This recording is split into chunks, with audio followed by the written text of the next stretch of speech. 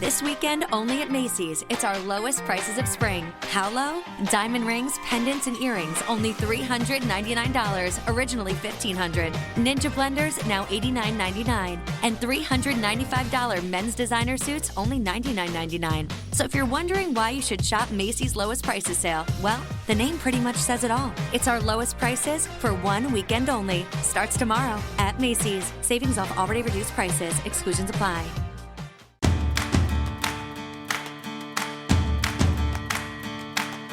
Estás escuchando Viajes al Extrarradio, un podcast de viajes que te marcan. En él hablamos de viajes donde nos perdemos, descubrimos y también sentimos. Yo soy Laura Rincón y soy la creadora de contenido de Dos Ruedas, Dos Pedales, un espacio que utilizo para hablar de viajes en bicicleta. Pero que esto no te confunda, en este podcast hablamos de todo tipo de viajes. ¡Empezamos!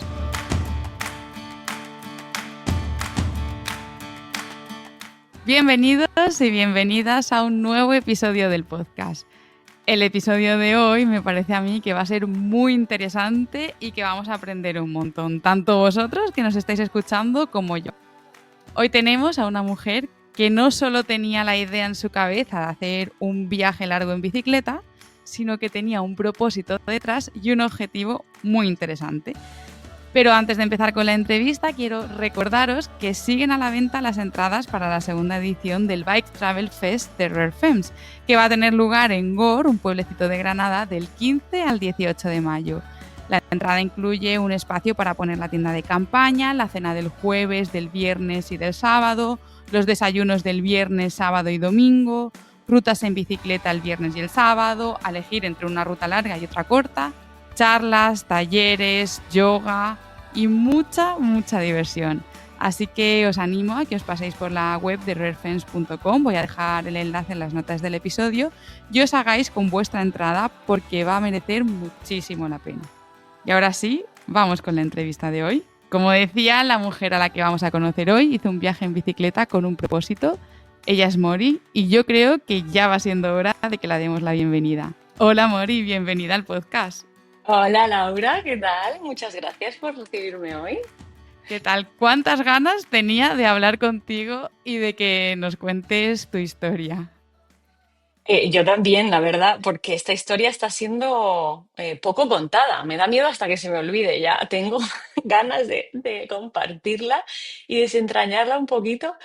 Y, y he sido un poco escurridiza, yo lo sé, porque soy una persona del momento presente y me cuesta horrores echar la vista atrás. Estoy con la mirada puesta todo el rato adelante, en el futuro, ¿no? Y claro, digo, bueno, pero esta entrevista va a ser, merece la pena tomarse el tiempo. Vamos a conseguirlo. Venga, vamos a empezar. En el podcast siempre hago la misma pregunta al principio y es ¿quién es Mori? Pues Mori soy yo. Mori soy yo, que soy Miriam Villar. Lo de Mori, pues ya casi ni me acuerdo de dónde me viene, de tiempos universitarios, pero ahí se ha quedado. Y, y pues, a ver, ¿qué te digo de mí? Soy almeriense, aunque te he dicho hace un ratito que he nacido en Sevilla, cosa que es totalmente cierta. Yo soy almeriense de toda la vida, aunque me fui prontito a Madrid para estudiar y tal. Y bueno, aunque me da un poco de pereza decirlo, ¿no? Como, "Guau, soy arquitecto y ingeniero agrícola". No me ha gustado nunca definirme por lo que estudio, pero me parece que da como digamos, una buena idea de lo loca que puedo estar, vamos a decirlo así claramente. Bueno, y un Y buen contexto a lo que nos vas a contar también. claro, quizá también, sí, quizá también, sí, sí, sí, sí. Y más allá de haber estudiado eso, pues que bueno, que actualmente se ha convertido en mi profesión, soy paisajista, que es una buena mezcla de ambas disciplinas, como por así decirlo. Pues soy una apasionada del vino natural específicamente y cada vez más radicalmente. Pero nunca he considerado hacerlo mi profesión. Me quita el dinero más que dármelo, el vino, eso te lo aseguro. Y, y bueno, más o menos esos son los tres pies que me definen un poco así contextualmente. ¿Cuándo empiezas tú, Mori, a interesarte por los viajes? bueno, por los viajes en general, si me estás preguntando en general, yo creo que es que nací con un gen, el gen del viaje, no sé. Tanto mi hermana como yo somos personas que no paramos de movernos por el mundo y lo llevamos casi al extremo, ¿eh? Porque el viaje no, siempre se nos ha quedado pequeño el viaje clásico de fin de semana turístico, tal. Siempre hemos hecho largas estancias. Pues yo qué sé, yo ya bastante pequeña me fui sola por toda Europa en cuanto el Interrail lo permitía a nivel legal, vamos, no sé. Y, y lo llevamos bastante en el ADN. Otra cosa ya es el tema bicicleta. Eso ya es después.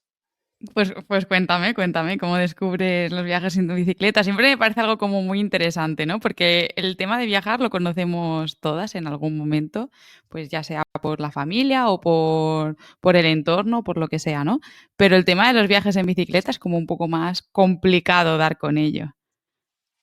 Totalmente cierto. De hecho, fue muy paulatino, ¿no? Para mí la bicicleta al principio la miraba de lejos, porque realmente la persona que me presentó esta modalidad, vamos a decirlo así, fue un novio que tuve, que fue una persona muy importante para mí y que debía de estar igual de loco que yo. Yo en ese momento no lo vi mucho, pero bueno, como era alemán, me parecía que eran cosas de alemanes lo que él hacía.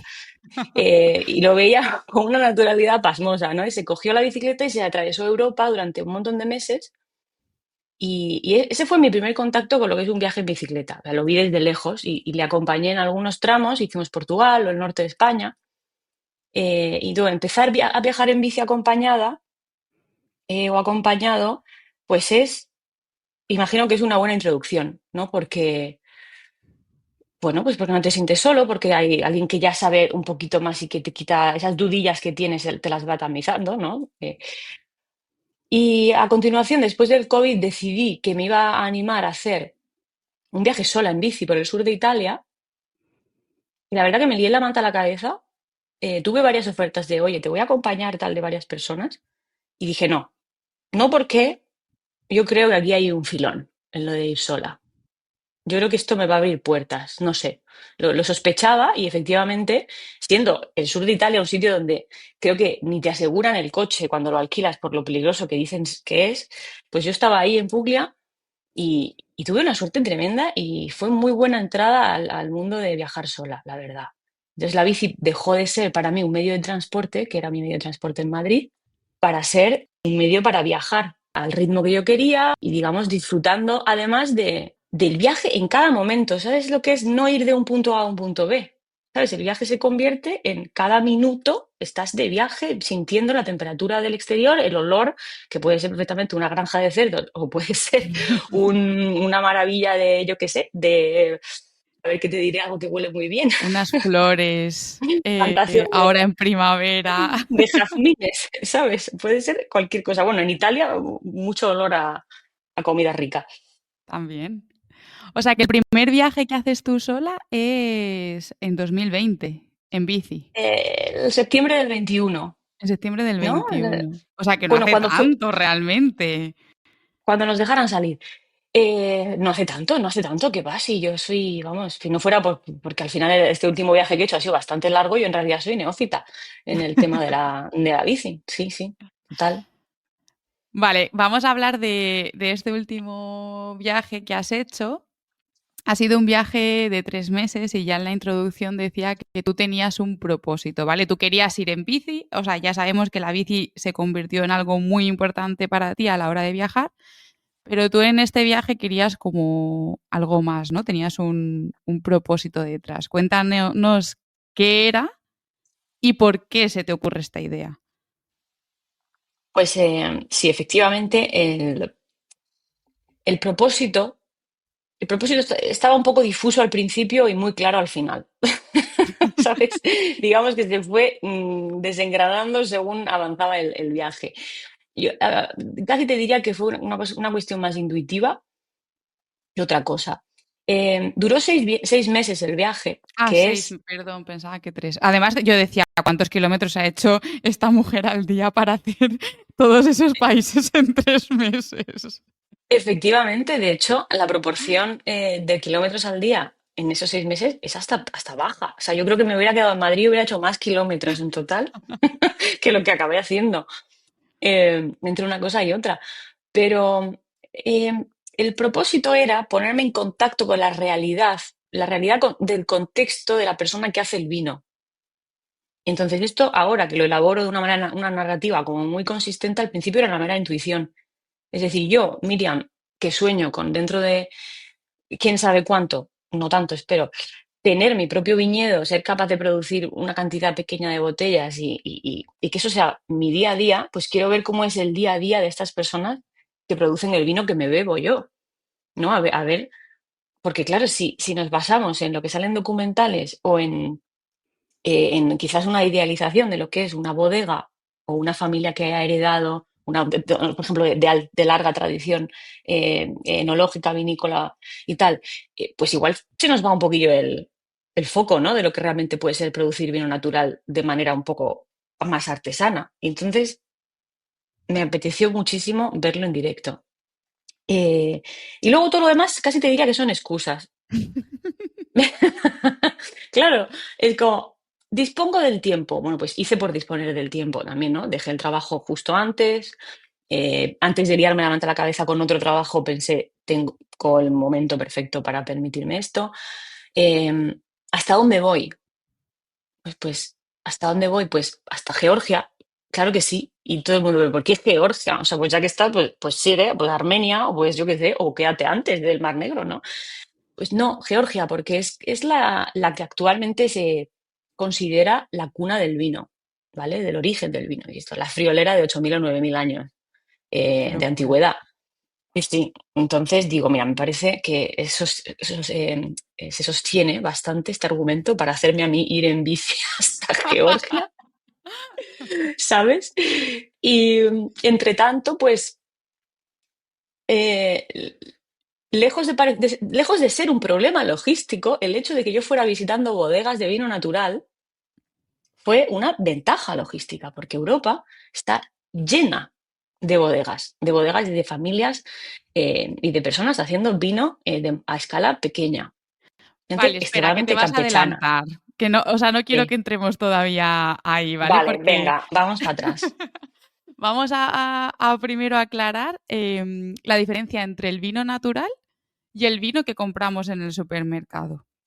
Porque aquí estamos hablando de vino natural. Yo descubrí cuando te conocí que era el vino natural, lo podía intuir, ¿no? O sea, vino natural, pues yo qué sé. Pero cuéntanoslo para que los que nos estén escuchando entiendan bien de qué estamos hablando. Vale, vino natural, y voy a intentar efectivamente hacerlo para que se me entienda. No es solo vino ecológico, que esto es una cosa que me encuentro muy a menudo, que me dicen, sí, tenemos vino ecológico. Bueno, pues no es lo mismo, puede ir de la mano, pero no es lo mismo, ¿no? El vino natural es aquel, para mí, a mi entender, ¿no? Durante estos años, para mí es el vino que es un fiel reflejo, ¿vale? De un año climático, ¿vale? Y un lugar de procedencia de la uva. Entonces, si yo quiero que lo que hay en la botella sea un fiel reflejo de lo que ha pasado en el campo, yo a ese vino no le puedo añadir ni quitar cosas, ¿vale? Entonces, a mí me gusta poner el ejemplo del zumo de Tetrabric de naranja. Pues es como comparar un zumo de naranja, no voy a decir la marca, pero de Tetrabric, a un zumo natural exprimido en tu casa.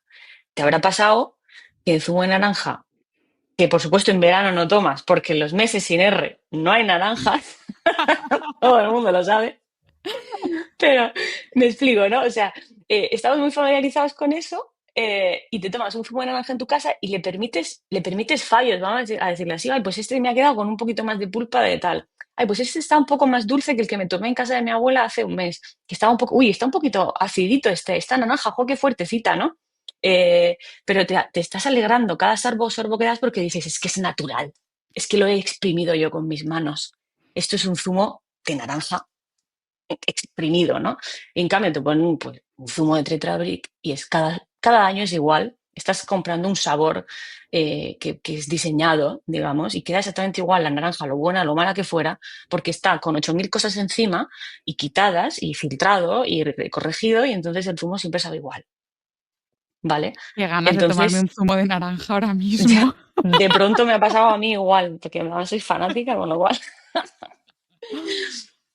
Pues no sé si así se ha entendido, Laura. ¿Tú crees que es una buena comparativa? Sí, o sea, yo creo que o sea, a mí me ha servido mucho lo que has dicho de, independientemente de cómo haya sido el año, ¿no? Pues que ha habido más lluvias, que ha habido más cosecha, menos más uvas, que la uva sea más dulce, que no sea tan dulce, pues el vino, el zumo, el vino va a tener un sabor diferente y va a tener unos componentes naturales diferentes, pues ya sea un poco más de acidez, un poco más de dulzor, un poco más, pues según Claro, cómo se haya dado. esto es, y eso es el reflejo de un buen trabajo en el campo, y de un año, sobre todo un año climático. Porque tú me dirás, con lo que está cayendo ahora de lluvia que llevamos, un invierno y un comienzo de primavera de la leche, pues, ¿cómo va a ser exactamente igual que el año pasado lo que me produzca ese viñedo? O no debería serlo, digamos, ¿no? Ujú. Em, y luego, bueno, pues ya el tema de a quién le guste más y quién le guste menos, pues eso ya lo dejo a cada uno. Eh, todos podemos tener un paladar que se tire más por lo tradicional o que nos guste un poco más la aventura, vamos a decirlo así. Entonces, el vino natural es un poco más variable para eso. El espectro es más amplio. Vale, entonces tú en este viaje has ido visitando bodegas de, bueno, no sé si realmente son bodegas, porque igual no todas tienen su propia bodega, igual tienen viñedos y no tienen bodega, ¿no?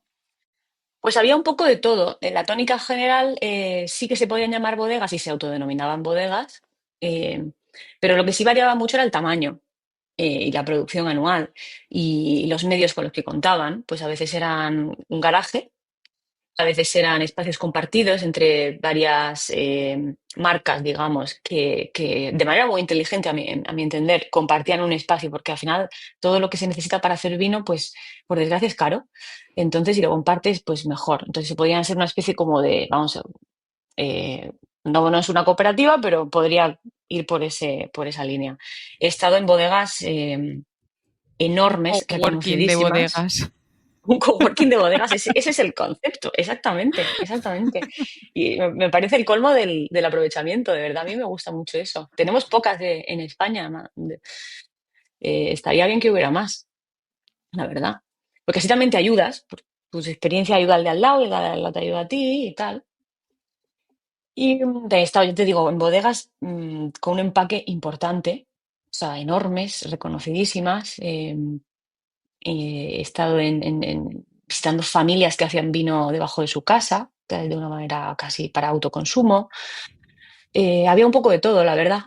Has tenido la suerte de tener la experiencia completa, ¿no? De poder comparar cómo es una bodega enorme y una bodega pues más familiar o una bodega mediana. ¿Tú te Mm. acuerdas cuál fue la primera bodega que visitaste? ¿En mi vida o en el viaje? En el viaje, en el viaje. Sí, me acuerdo perfectamente porque fue guay, porque yo al principio tenía un poco de, vamos ¿cómo se llama? Ansiedad anticipatoria, con lo cual tuve por bien organizar la primera semana al menos del viaje. El resto no había nada organizado, pero la primera semana estaba organizada y entonces Roberto se llamaba, de la bodega Casa de Sí, que está después de Sigüenza. Después de Sigüenza me refiero en mi dirección, ¿no? Dirección Francia, desde Madrid que salí. Pues él estaba advertido de que a mí me gustaría pues estar con él un par de días, conocer los viñedos, conocer el vino, su forma de trabajar, que me llevase para arriba para abajo. Le dije, yo venía muy motivada con grabar, con entrevistar, y entonces él estaba muy dispuesto, estaba muy mentalizado, muy dispuesto, y fue muy amable conmigo y, y dormí en la bodega, lo cual es bastante curioso, dormir en una sala de barricas. Ahí puse yo mi colchoncillo y mi saco de dormir, y la verdad que me sentí como, ostras, así tiene que empezar un viaje de bici por bodegas de vino, durmiendo en una sala de barricas. O sea, ¿qué menos? ¿Qué Totalmente, es menos? como la imagen perfecta, ¿no? Claro. Y dije, bueno, de aquí para arriba. Y luego, fíjate, de ahí ya fue todo una cantidad de variables. Y claro, tú aquí hablas de que la primera semana la organizaste y el resto pues fuiste un poco fluyendo, ¿no? A mí me parece que cuando tú haces un viaje en bici es súper complicado saber cuándo vas a estar en un sitio. pues depende de si está lloviendo, que a lo mejor decides aplazar la ruta en bici y en vez de hacerla hoy, hacerla mañana. Del terreno, ¿no? De pues si hay muchísimo desnivel, vas a tardar mucho más en hacer 100 kilómetros que si de repente es todo bajada. De lo que te entretengas por el camino, porque si conoces a una persona maravillosa que de repente te invita a su casa, pues a lo mejor la ruta también se acorta, ¿no? O sea, es como hay muchas variables que pueden pasar y la planificación me parece súper difícil. O sea, yo cuando estoy viajando y me dices, ¿dónde vas a estar en una semana? Yo digo, uff, en una semana pueden pasar tantas cosas que no tengo ni idea. Entonces, cuando preparándome esta entrevista, a mí me surgía la duda de cómo hacías tú para planificar cuándo ibas a ver las bodegas, porque imagino que tendrías que avisarles, ¿no? Pues voy a llegar en 2 días o en 4, o según qué bodega, pues a lo mejor necesitaba que se lo dijeses con un poco más de antelación. ¿Cómo planificabas tú todo esto y cómo lo gestionabas? Pues eso es una buenísima pregunta y me fui dando cuenta según avanzaba. Digamos que le fui pillando un poco el pulso al viaje según pasaban la semana. Bueno, como es natural, ¿no? Había ciertas cosas que yo podía prever y ciertas cosas que no podía prever ni de broma. Entonces pasaron varias cosas mágicas. Partimos de una base y es que como yo salí en marzo, por cuestiones del guión y porque vino muy bien. Como yo salí en marzo, resulta que el viñedo se despierta en marzo. O sea, en esta época en la que estamos ahora, dependiendo de dónde vayas, la planta de la vid ya tiene la hojita, digamos, pues yo qué sé, puede tener incluso 2 o 3 centímetros dependiendo de dónde vayas, o estar la yema ahora, digamos, despertándose después del invierno. ¿Esto qué significa? Que es cuando empieza la época de mayor trabajo del viñedo. Desde aquí hasta la vendimia, que puede ser agosto, septiembre, octubre, dependiendo de dónde. Eso implica que quien cuida un viñedo está cerca del viñedo, ¿vale? Con lo cual yo sabía, partiendo de esta información, yo sabía que la mayoría de las personas que hacen vino que yo quisiera encontrar iban a estar. No me las iba a encontrar que me decían, no estamos de vacaciones, no sé dónde. No, tenían que estar porque es una época de trabajo absoluto. Entonces partía con esta información privilegiada organizarme, Eso ¿no? me parece súper importante. O sea, yo desde el desconocimiento me parece súper acertado, la verdad. De verdad que sí, ¿eh? De verdad que fue un acierto total hacerlo entre marzo y septiembre el viaje. Por otro lado, ocurrieron magias, como por ejemplo que al final la comunidad de productores de vino natural en Europa es pequeña. Dentro de lo que es el vino del mundo, el vino del mundo, el mundo del vino, en términos generales, la comunidad de productores de vino natural es pequeña, entonces se conocen. Y bueno, pues se conocen más unos, más menos otros, tal, ¿no? Pero se conocen y están muy, muy vinculados. Y rápidamente me iban derivando a amigos suyos. En cuanto alguien me conocía, me decía, ah, que vas a pasar por aquí. Espera, espera, que llamo a no sé quién. Y me fueron resolviendo la vida de una manera. Qué Entonces, eso en guay. cuanto. ¿Verdad que sí? Es que yo llegó un punto en el que dije, Miriam, deja de planificar, porque es que la siguiente bodega te va a decir otras tantas y ya no vas a tener que preocuparte tú. Pues si es que vas a ir bien, bien, ¿cómo se diría? Recomendada, ¿no? Hombre, claro, y también para que te abran las puertas de una bodega, imagino que habría gente súper abierta y, oye, qué guay, 20, y gente un poco más reticente de qué hace una chica viajando sola en bici, visitando bodegas. No sé, ¿no? Que le pudiese sonar un poco más raro, pero ya con una Total. recomendación ya es como vía libre. Totalmente, Laura, porque es que además la bodega era casi lo de menos. Esta gente me abría sus casas, sus familias, hijos, abuelos. Me sentaba a comer con sus importadores, con sus distribuidores, con gente que pasaba por allí. Me hacían formar parte de lo que estuviera pasando cuando yo aparecía, me hacían formar parte y casi me hacían las preguntas ellos a mí, ¿sabes? Como, pues, joder, esta persona ha caído aquí del cielo, ¿qué hace? ¿Qué viene en bici? Está loca. Vamos a preguntarle algo, ¿sabes? Y en cuanto al espacio temporal, tienes toda la razón. Yo les decía, porque hay gente, también, esta gente del campo está muy acostumbrada a. Tienen paciencia. Es que vienen con otro tempo de serie, porque tienen paciencia, están acostumbrados a mirar el campo, a observar, a esperar la lluvia, a planificarse de una manera muy flexible. Entonces yo les decía, la semana que viene creo que voy a pasar por allí. Oye, pues alguno me decía, oye, pues casualmente ese día tengo que ir a una feria de vino no sé dónde, pero te recibirá no sé quién y yo llego al día siguiente. Vale, ya está. Ningún problema, ningún problema. Oye, ¿y podré dormir? Sí, claro que puedes dormir. Aquí en el jardín hay sitio. Venga, pues ya con que me digan eso es suficiente. Luego me veían y me decían, no, no, no, pasa, pasa, tengo un sofá.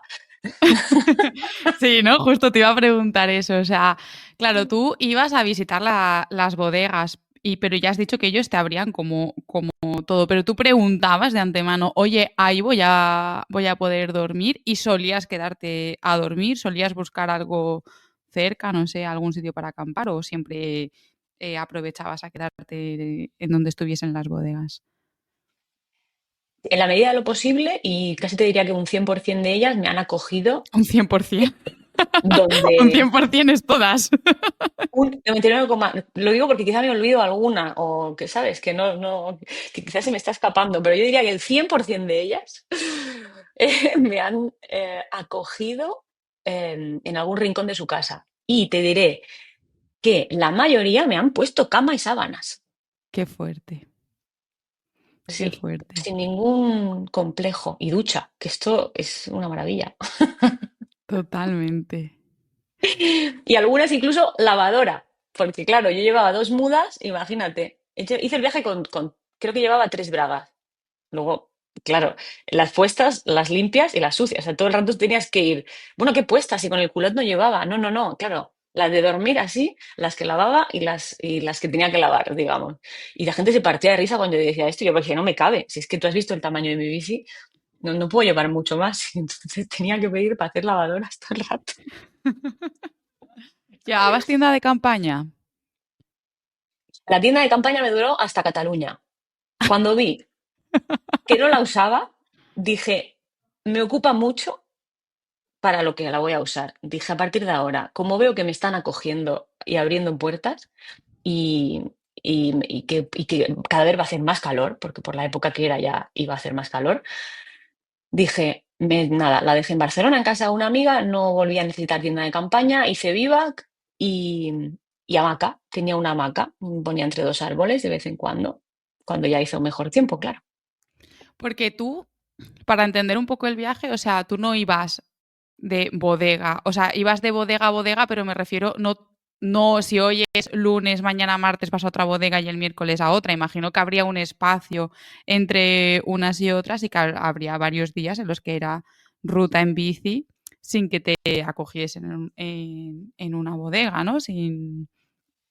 Totalmente. El viaje ha tenido diferentes fases, digamos, un poco caóticas, no te las sabría ubicar en el tiempo, que tenían mucho que ver con mi estado anímico y con las ganas de socializar que yo pudiera tener también, ¿eh? Porque cuando visito las bodegas, al final hay una demanda energética por mi parte, es decir, yo quiero estar a la altura de una persona que me está acogiendo, quiero hacer preguntas interesantes, quiero disfrutar en plena forma del vino que me están ofreciendo. Quiero ayudar si me piden ayuda, que muchas pues les venía muy bien un par de manos para trabajar en el viñedo. Entonces, esto podía llegarme a saturar, ¿no? Al principio iba con un ritmo que te digo que en los 25 primeros días de viaje yo había visitado 20 bodegas. Eso era insostenible. Una locura. Es que te entiendo perfectamente con lo de las ganas de sociabilizar y la energía que tienes que poner cuando estás con desconocidos, porque no olvidemos que son desconocidos.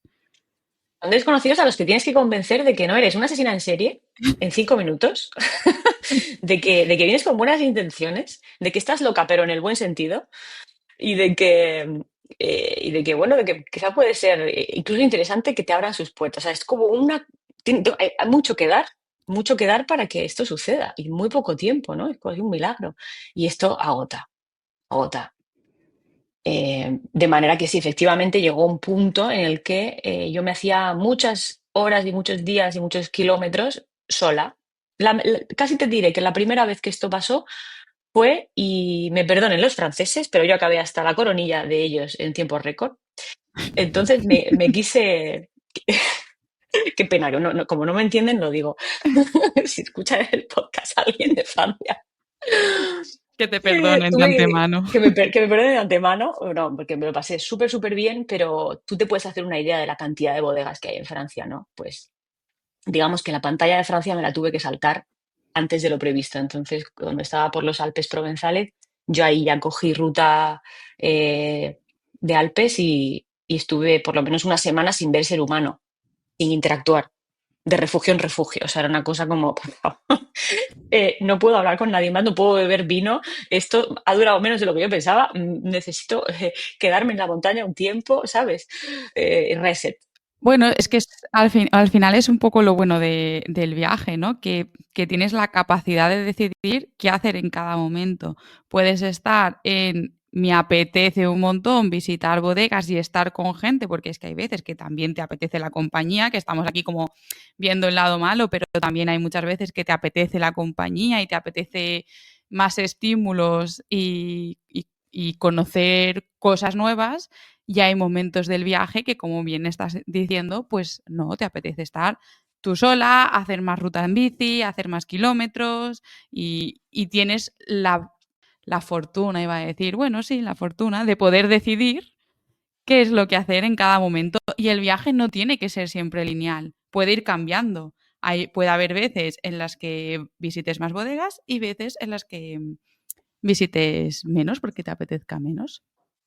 El minuto en el que me di cuenta de que yo no tenía que rendir cuentas a nadie, que daba exactamente igual si había visto 20 bodegas o 50 o una, y que lo importante era llegar en plena forma, sobre todo ya te digo, energéticamente hablando, como de querer estar haciendo lo que estoy haciendo.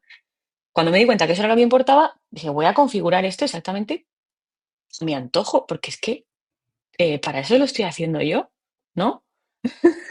Y entonces pasaron cosas pues, fantásticas, pues eso, estar en las montañas, que yo tenía pánico a subir medio puerto, que yo te digo que los madrileños se ríen de mí porque yo no he subido Morcuera en mi vida, pues yo no, ¿sabes? Que yo no hago puerto, ¿sabes? Que tenía pánico a subir y de pronto me veo ahí subiendo a los Alpes y dos veces incluso, porque luego Dolomitas también lo hice un montón de días, encantada, diciendo, ¡buah! ¿Y, ¿y qué significa eso? Que cuando llego al siguiente sitio me siento muy feliz y con muchísimas ganas de sentarme, compartir un vino, compartir una conversación y contarte de dónde vengo y a dónde voy. Y así el disfrute es muchísimo más bilateral, ¿no? Totalmente, escuchándote y sabiendo qué es lo que quieres en cada momento. Y muy importante que lo has dicho, teniendo claro que no tienes que rendir cuentas a nadie, que lo estás haciendo Exactamente, porque te apetece a ti y ya está. exactamente. Vale, vamos a volver otra vez al tema de las bodegas porque has comentado que había veces que, por ejemplo, pues necesitaban un par de manos y para trabajar en los viñedos.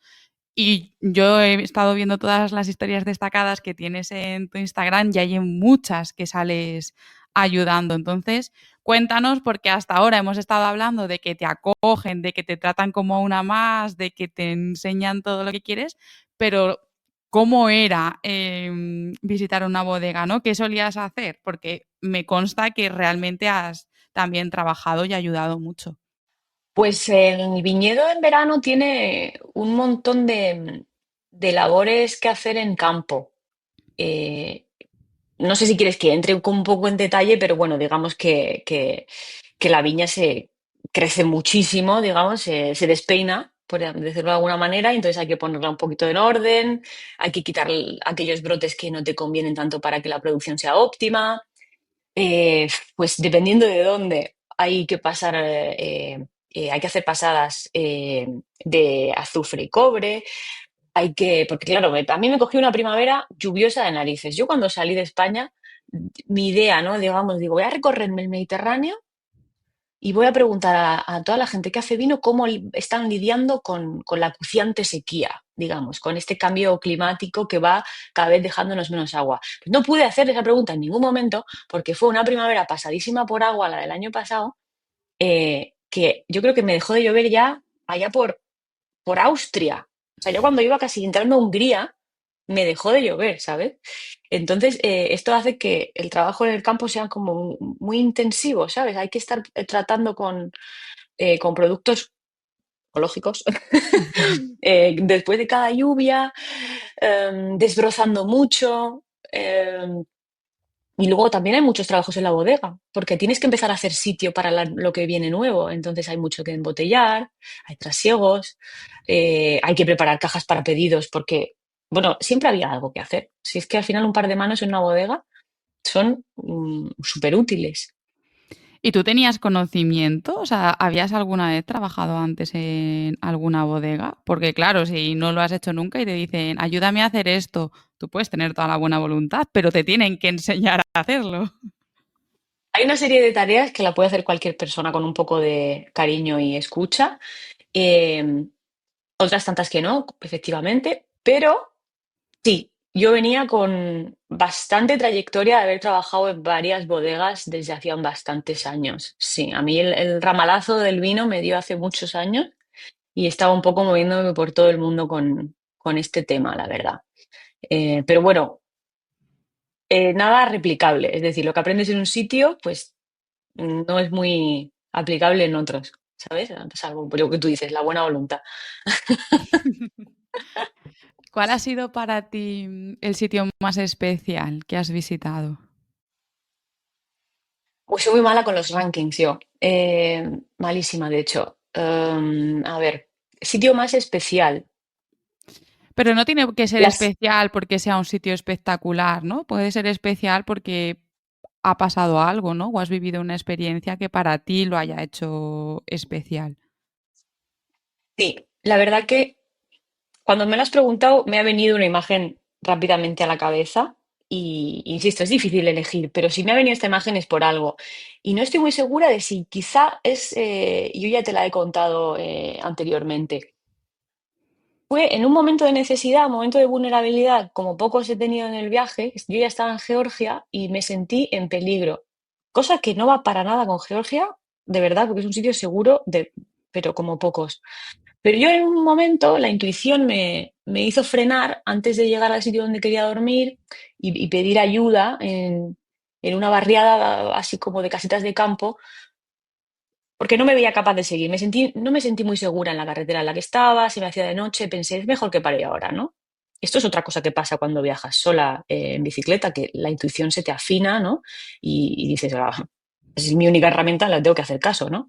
Totalmente, es súper Entonces, importante además. Y es que no, o sea, no hay motivos, ¿no? O sea, muchas veces no hay un motivo real. mm, Pero si tu cuerpo te está diciendo algo, ves una señal que no entiendes muy bien de dónde viene, pero te está diciendo, pues como en esa ocasión, para aquí, hay que parar.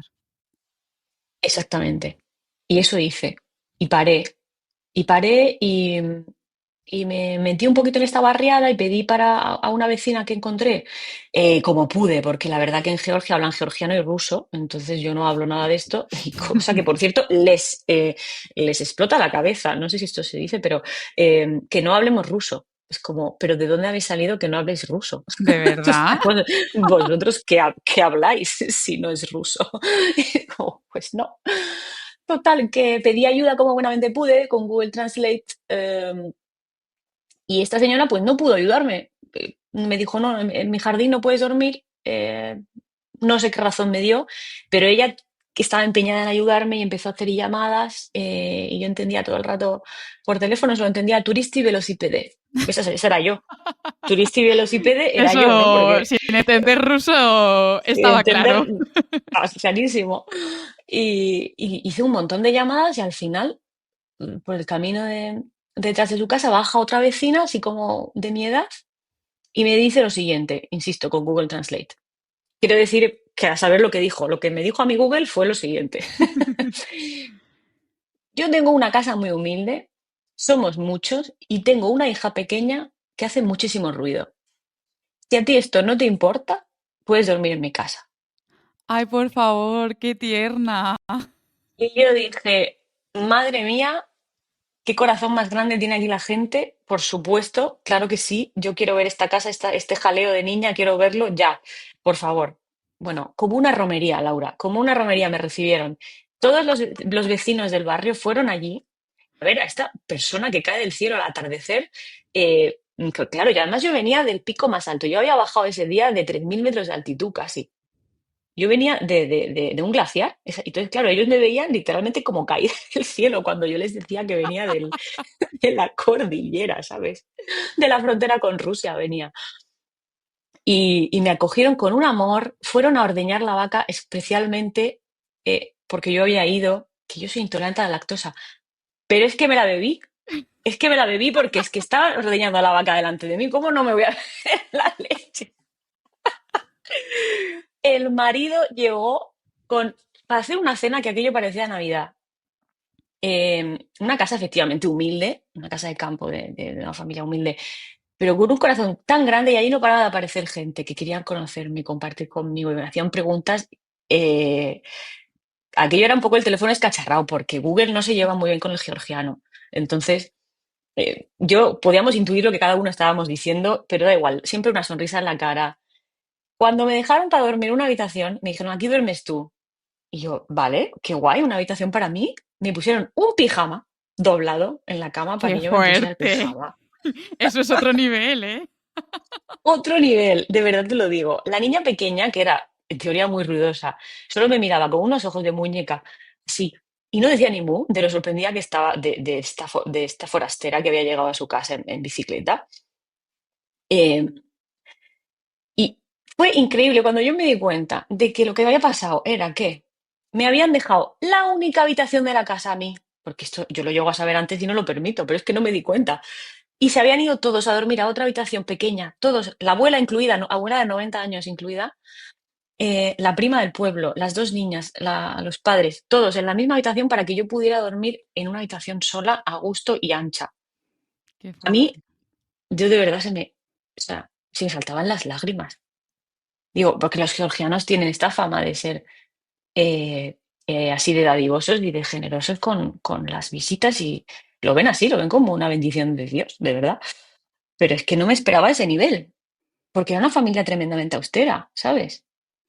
Pe- y a la mañana siguiente no me dejaban irme y volvieron a llamar a todos los vecinos para desayunar, me pusieron a cocinar hachapuri, hasta que no hice 3 hachapuris no me dieron el carnet de georgiana y, y yo no me quería ir de ahí, ellos no querían que yo me fuera y pues, por desgracia yo ya estaba al final del viaje, ya me estaba entrando un poco la prisa y el tema de, vale, todavía me falta medio país por ver y me acabé por ir, pero eso yo salí de allí casi con la lagrimilla diciendo, qué, qué fantasía, qué sitio mágico he encontrado sin querer. Bueno, y sobra decir, esta familia hacía vino debajo de su casa.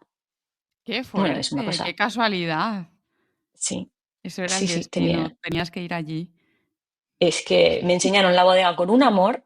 El padre se le caía la baba explicándome su bodeguita y me puso a probar sus vinos. Qué cosa, me recordó tanto a mi familia también, porque nosotros hacemos vino en el pueblo y me pareció un símil tan bonito a 7.000 kilómetros de distancia que dije, madre mía, si es que esto que no sé qué, somos mediterráneos, si es que somos mediterráneos. Si es que al final la cultura es muy parecida.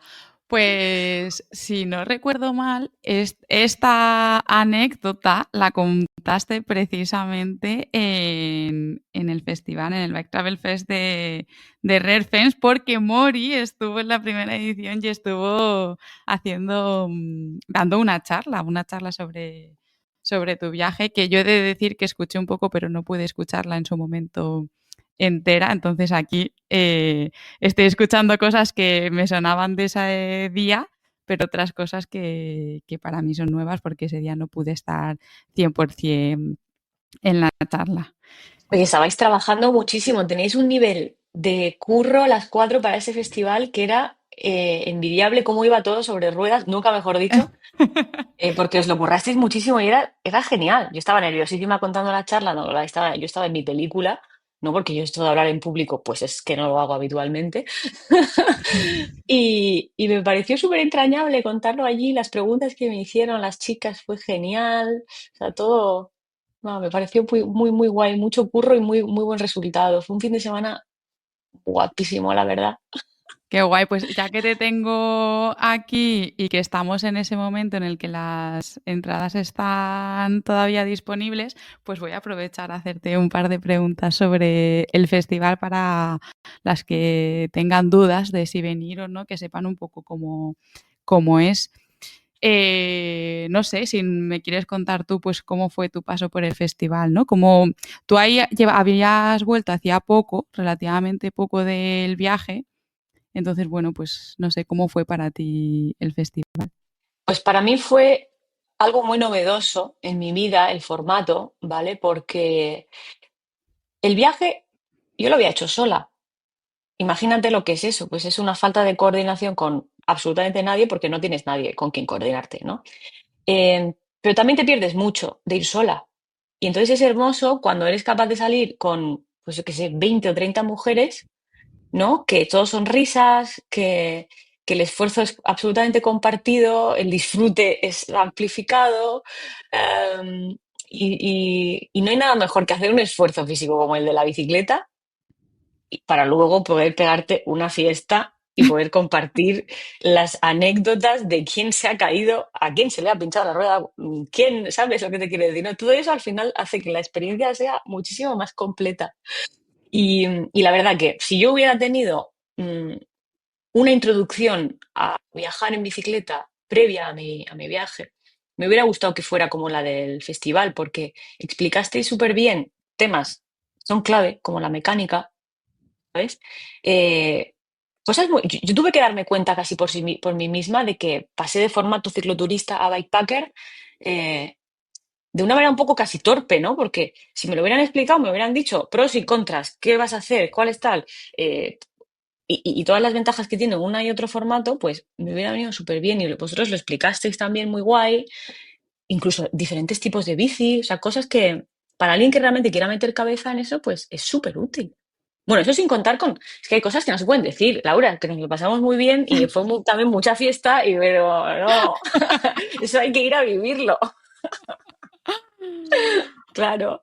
Bueno, después de esta cuñita, yo te quería hacer un poco unas cuantas preguntas sobre la ruta, pero ya te he ido preguntando mucho sobre el vino, que es que me parece súper interesante. Y te voy a reconocer aquí algo que yo creo que no he contado jamás en el podcast, que mi sueño es tener unos viñedos y que yo quería plantar en el pueblo de mi padre, que está en Soria, que es una zona malísima para los viñedos.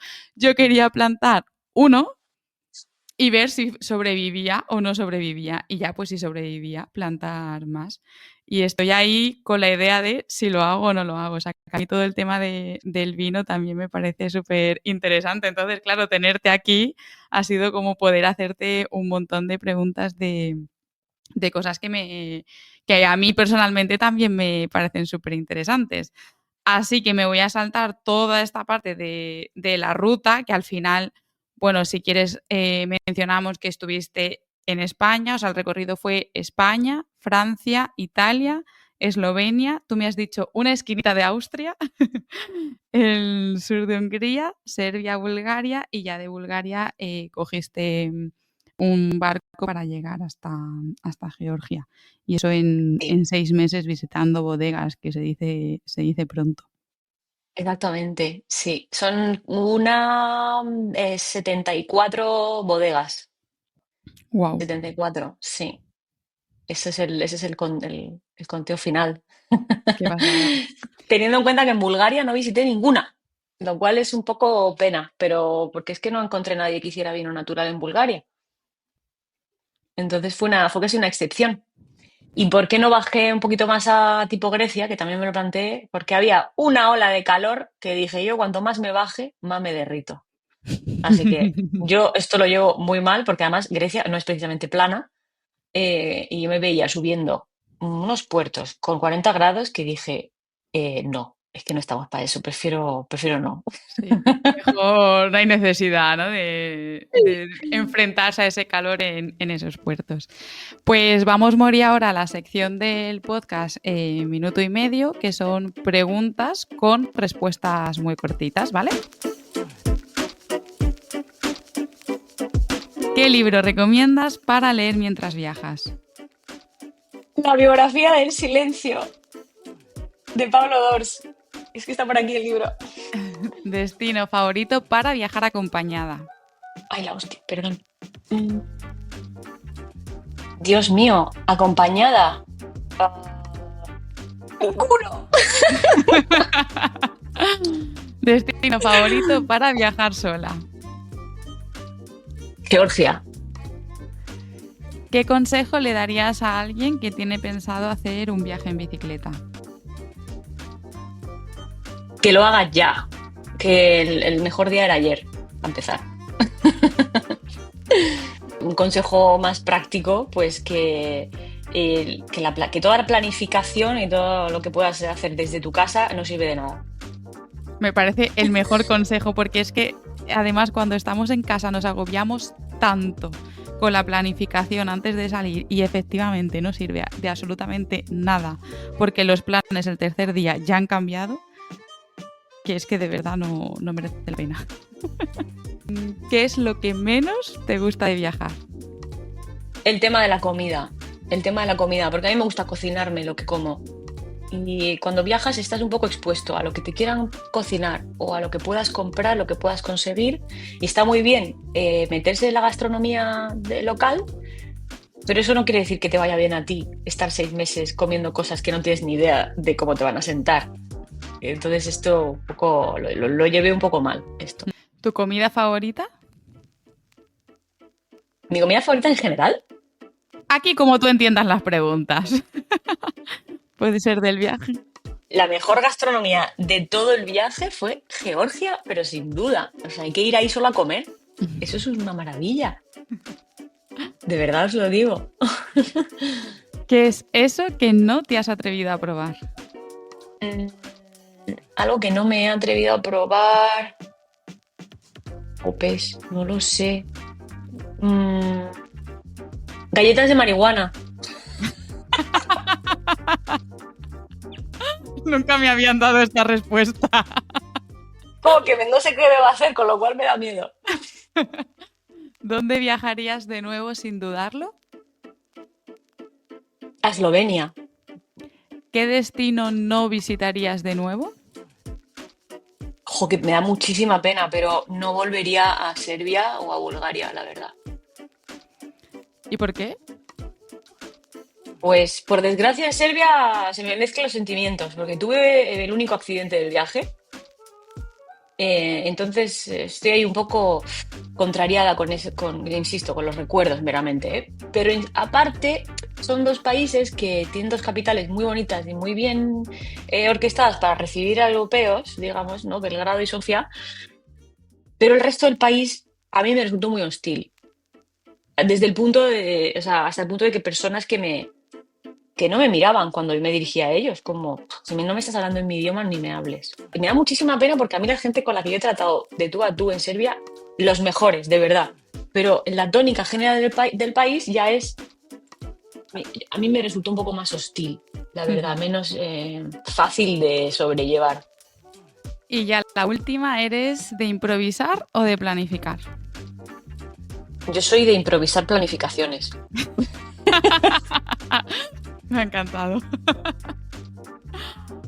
Soy como muy rápida para planificar cosas de cero eh, y soy malísima para ejecutar planes que llevan mucho tiempo sobre la mesa. O sea, si no los estoy haciendo es por algo, no los hago al final. Vale, pues estamos ahora sí que sí llegando al final de la entrevista, pero antes de finalizar tengo dos preguntas que le hago siempre a todas las que pasan por el podcast. La primera es sobre el tema del dinero, un tema que hace que muchas personas decidan no viajar porque piensan que viajar es súper caro y cómo voy a estar, pues por ejemplo, como en tu caso, 6 meses viajando, ¿no? Debería ser millonaria. Mm. Entonces, bueno, ¿cómo has financiado tú el viaje? ¿Cómo has hecho para costearlo? Yo lo he financiado de una manera muy torpe porque yo creo que efectivamente hubiera conseguido sponsors si hubiera hecho el mínimo esfuerzo. Pero ahí entra mi lado de poca planificación. Am, Entonces, esto es una variable que si alguien quiere hacer un formato de viaje como el mío, debe considerar, porque seguramente le salga muy bien. y hay miles de posibilidades para que te sponsoricen.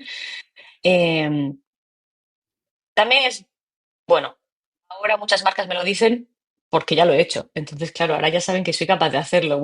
¿No? De antemano es más difícil darle voto de confianza, pero bueno.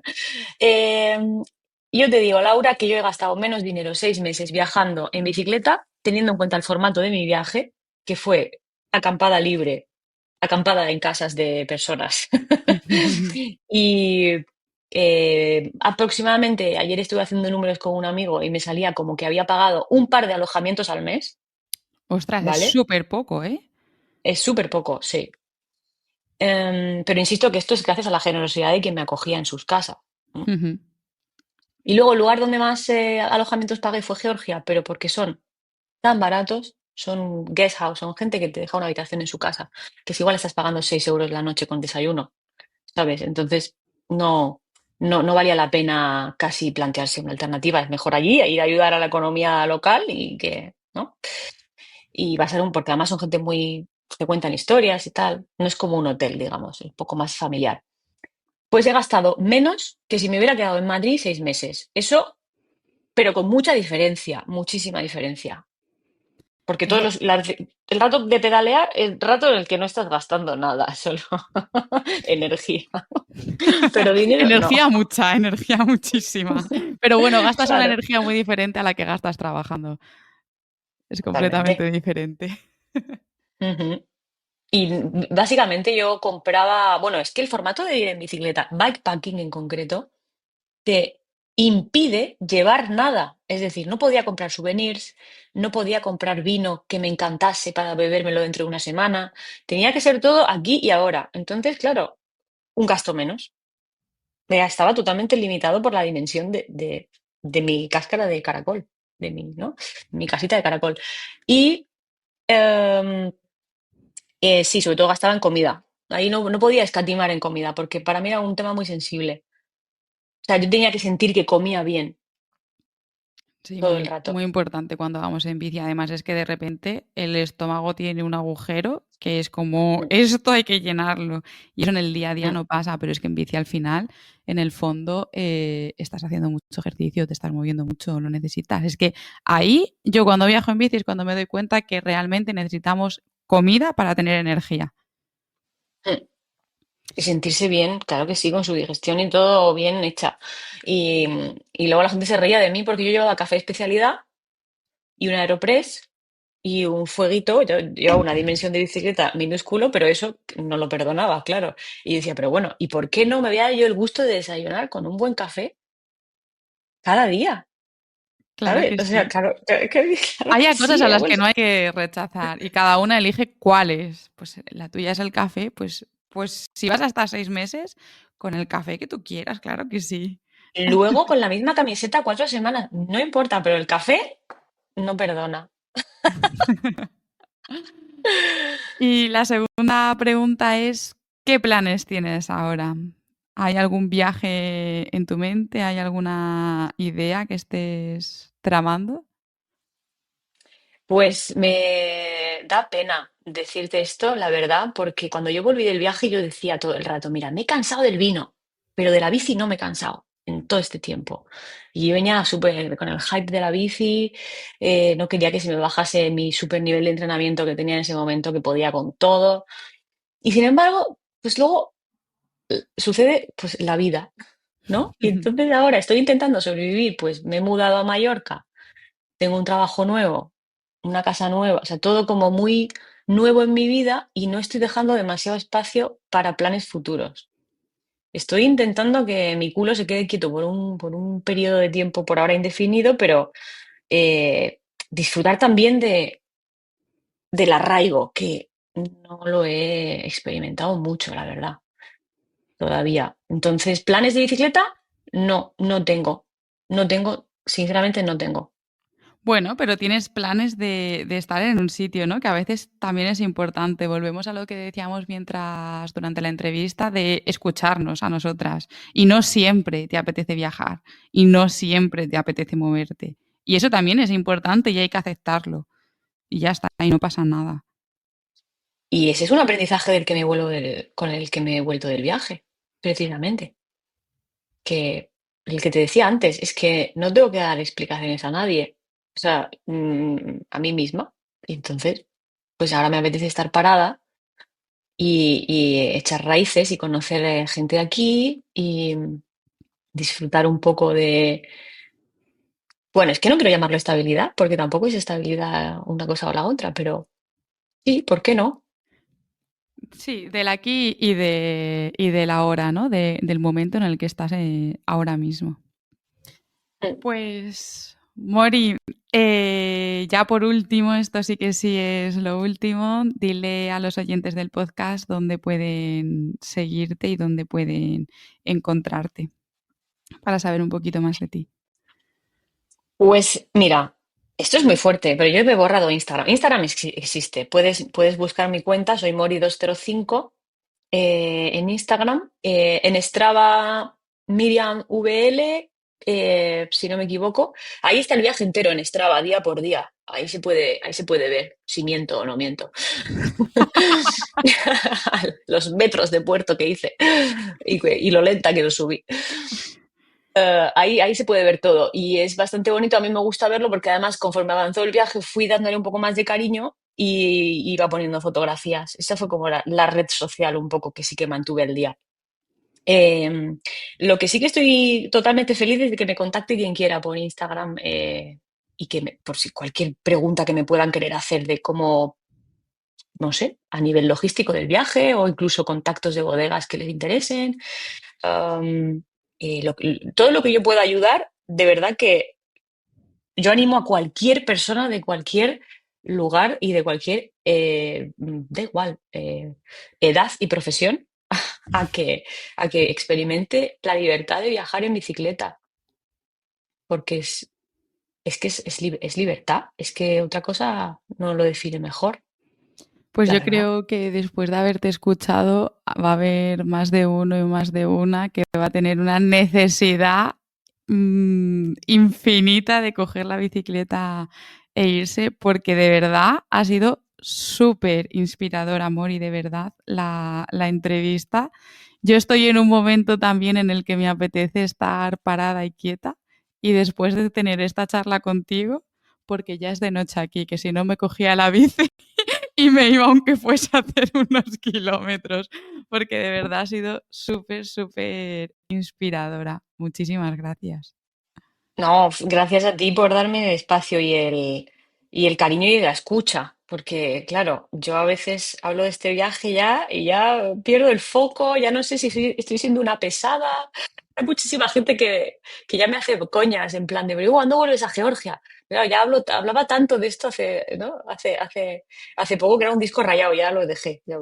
Para no. Pero es una cosa que espero que no se me pase nunca, hablar de este viaje así con cariño y yo no sé si en algún momento este podcast lo va a escuchar alguien alguien de aquellas personas que me recibieron en el viaje, pero si sí, yo quiero aprovechar para agradecerles, porque esa apertura de mente que tuvieron todos y de esa generosidad de mostrarme sus casas, sus formas de vivir, porque no todos estaban siempre de buen humor y con la vida resuelta para recibir a una ciclista, ¿sabes? Me recibían con lo que tenían y como podían, y lo hicieron de una manera tan amable y tan honesta que es que era el reflejo perfecto de lo que luego pasa cuando hacen vino, ¿sabes? Qué bonito. Esta transparencia y humildad, que es como, pues eso es lo que tengo y esto es lo que te doy.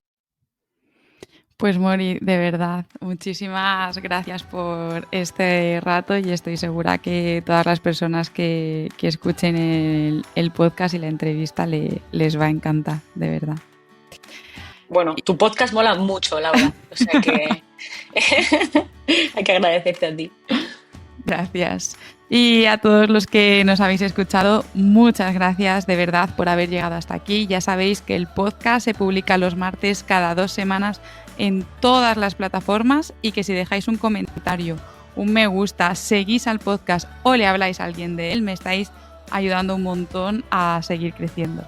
A mí me tenéis en Instagram como 2 ruedas 2 pedales y en internet si queréis información sobre cicloturismo en dosruedasdospedales.com. Nos vemos en el próximo episodio. Chao.